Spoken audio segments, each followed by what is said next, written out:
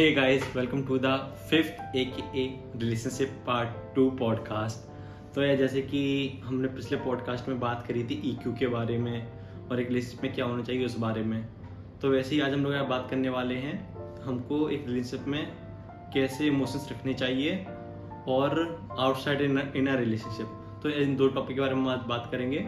और यार जिसने मेरा पहला पॉडकास्ट नहीं देखा है तो जाके तुम देख सकते हो, लिंक डिस्क्रिप्शन में भी डला है। और यार तो चलो शुरू करते हैं। यार तो जब हम एक रिलेशनशिप में होते हैं तो हम में से काफ़ी लोग इमोशनली डिपेंडेंट हो जाते हैं इमोशनली रिक्वायर्ड होने की जगह, क्योंकि और इमोशनली डिपेंडेंट में हम लोग जिससे हम प्यार करते हैं हम उसको अपनी खुशियों का अपनी हैप्पीनेस का सोर्स बना लेते हैं अपनी जगह। और जब हम ये करने लगते हैं, जिस टाइम से हम ये करने लगते हैं ना, उस टाइम से ही हम अपने अंदर से ही कमज़ोर होने लगते हैं।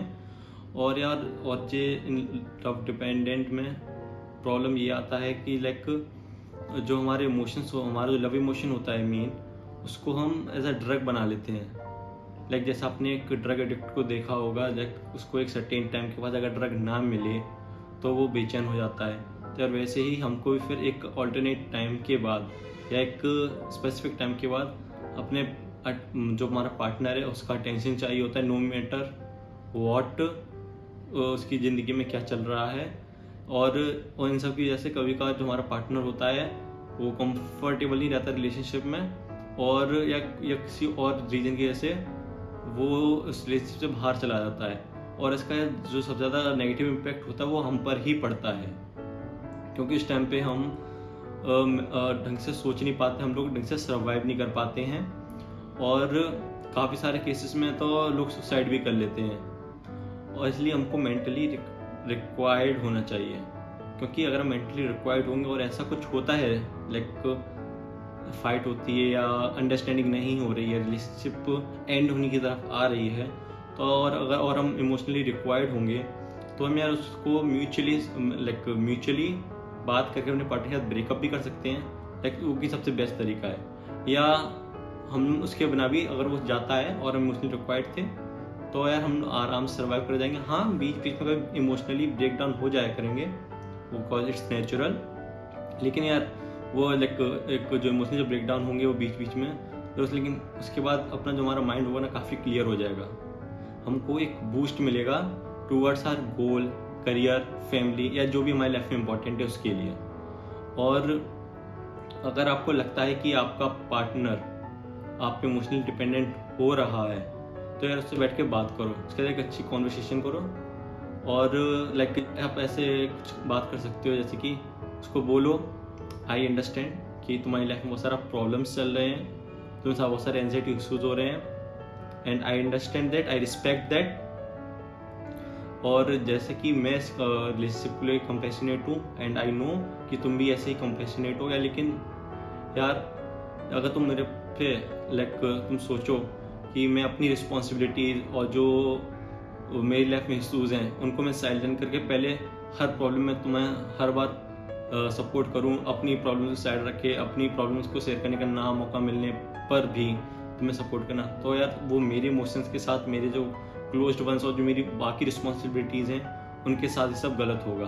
पर ऐसा कॉन्वर्सेशन करने से आपको सबसे आई थिंक सबसे अच्छा फ़ायदा ये होगा कि उसको आपकी लाइक रिस्पॉन्सिबिलिटी के मालूम पड़े, ओके मेरे पार्टनर की लाइफ में ये सारी रिस्पॉन्सिबिलिटीज़ हैं, ओके कितने ये इसलिए पैशनेट है, अपने इस काम को लेकर काफ़ी पैशनेट है, ओके इसकी लाइफ में ये लोग इम्पोर्टेंट हैं। और ऐसा ही सेम आपको भी अपने पार्टनर के बारे में मालूम पड़ेगा, ओके उसको ये सब प्रॉब्लम्स हैं, उसकी लाइफ में ये सब हो रहा है। तो यार इससे काफ़ी अच्छी अंडरस्टैंडिंग होगी और ऐसी कॉन्वर्सेशंस आपके जो रिलेशनशिप हैं उसमें काफ़ी अच्छा केयरिंग और अंडरस्टैंडिंग बनाए रखेगी। और ऐसे में रिलेशनशिप जो आपका जो रिलेशनशिप है ना वो और लंबा जाएगा। और कभी कभी आप शायद आपकी और आपकी रिलेशनशिप में फाइट हुआ करेगी या होती है, तो यार उसमें उन सब में एक बहुत इंपॉर्टेंट चीज़ ये होती है कि आप उसमें किसी थर्ड पर्सन को इन्वॉल्व मत करो। क्योंकि जब जिस टाइम पे आप उस थर्ड पर्सन को अपने प्रॉब्लम्स में, अपनी जो फाइट्स है जिसमें आप 3-4 दिन से बात नहीं कर रहे हो या कुछ भी है जिसमें कुछ सॉल्व आउट नहीं हो पा रहा है, आप बैठ के लाइक बात नहीं कर पा रहे हो प्रॉपर और लड़ाई चल रही है लंबी, उसमें अगर आप थर्ड पर्सन को इन्वॉल्व कर लोगे तो यार उससे चीज़ें और भी ज़्यादा कॉम्प्लेक्स हो जाएंगी।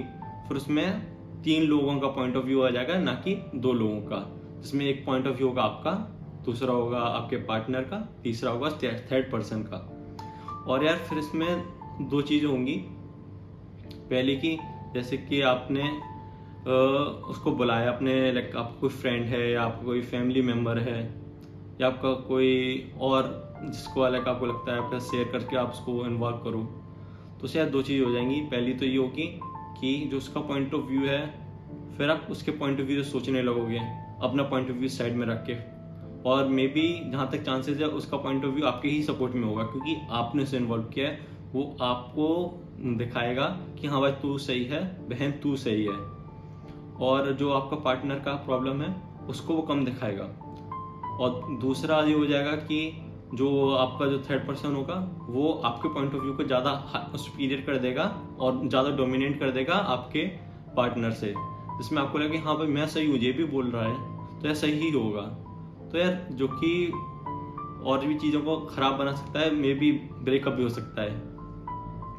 और यार इन सब में एक प्रॉब्लम ये भी आता है कि अगर प्रॉब्लम ये आता है कि जब हम किसी को अपनी बात शेयर करते हैं तो वो इन्वॉल्व होना शुरू हो जाते हैं काफ़ी बार।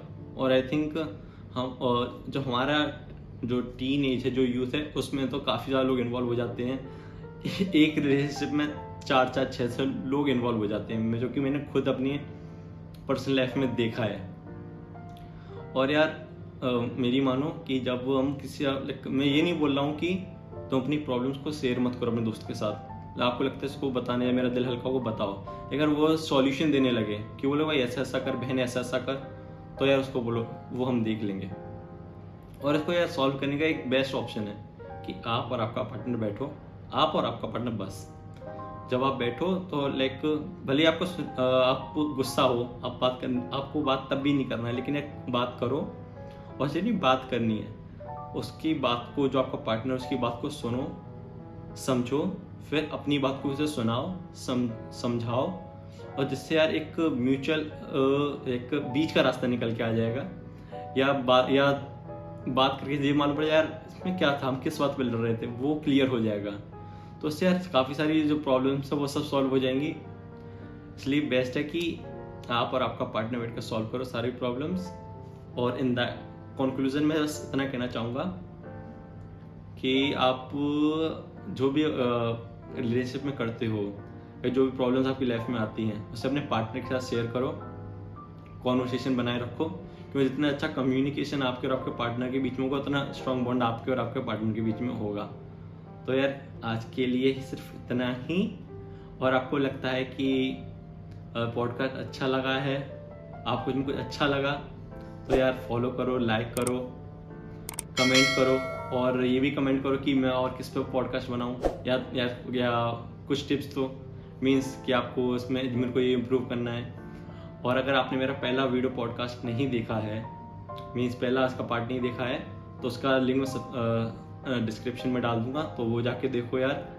और इसी के साथ stay home, be safe, be strong, bye bye.